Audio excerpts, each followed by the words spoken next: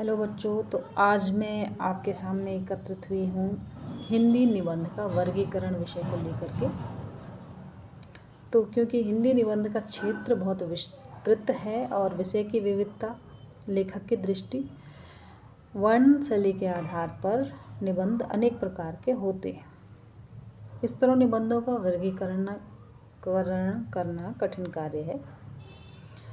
फिर भी जो निबंध के मुख्य प्रकार हैं मैं आपको उनसे अवगत कराती हूँ। पहला प्रकार निबंध का है वर्णनात्मक निबंध। इस प्रकार के निबंध में जब किसी स्थान, दृश्य, घटना आदि का स्थिर रूप में वर्णन किया जाता है तब वह वर्णनात्मक निबंध कहलाता है। इसमें वर्ण या विषय की लंबी चौड़ी विवेचना और व्यास शैली का प्रयोग होता है।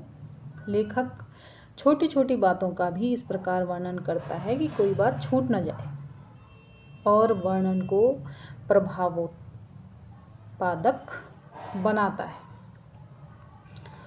तो निबंधकार अपने वर्ण विषय से संबंधित भावनाओं का कल्पना की सहायता से अंकन करता है। ऐसे निबंधों को हम वर्णनात्मक निबंध के अंतर्गत रखते हैं। निबंध का दूसरा प्रकार है विवरणात्मक निबंध। विवरणात्मक निबंधों में भी व्यास शैली का प्रयोग होता है, किंतु इसमें वस्तु को स्थिर रूप में न देखकर उसके गतिशील रूप में देखा जाता है।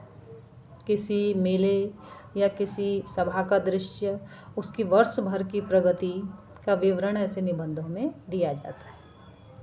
शिकार, पर्वतारोहण या दुर्गम प्रदेश की यात्रा आदि का वर्णन इन निबंधों का विषय होता है।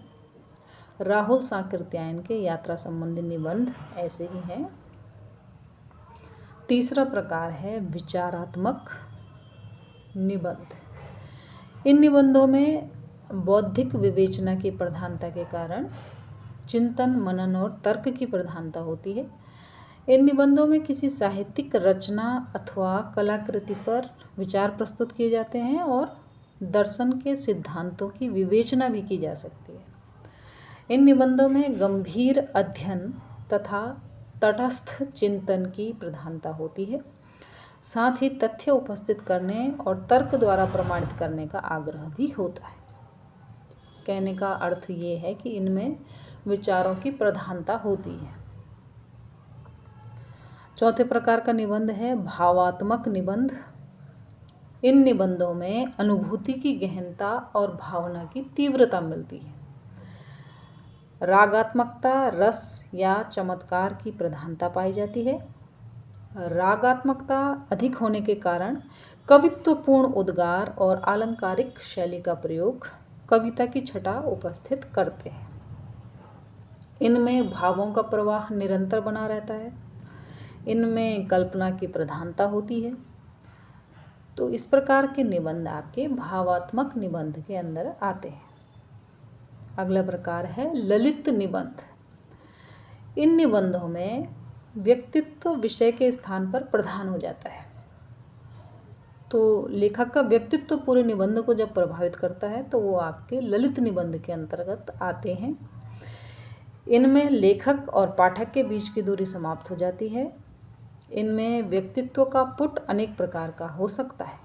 किसी में व्यक्तित्व का भाव पक्ष प्रबल हो जाता है, किसी में विचार की लहरों का, किसी में कल्पना की अनुभूतियों का। विषय तो केवल एक बहाना मात्र होता है। किसी भी पंक्ति, किसी भी विज्ञापन, बाह्य जगत के प्रति उपजी कोई भी प्रतिक्रिया निबंध का विषय हो सकती है। भाषा की सरसता और लेखक का मुक्त व्यक्तित्व ही इन निबंधों का मुख्य आकर्षण होता है। इन निबंधों में शैलीगत लालित्य का आग्रह अधिक होता है। आचार्य हजारी प्रसाद द्विवेदी, विद्यानिवास मिश्र, कुबेरनाथ राय आदि इसके ललित निबंधकार के रूप में प्रसिद्ध हैं। अगला निबंध है आपका हास्य व्यंग्य प्रधान निबंध।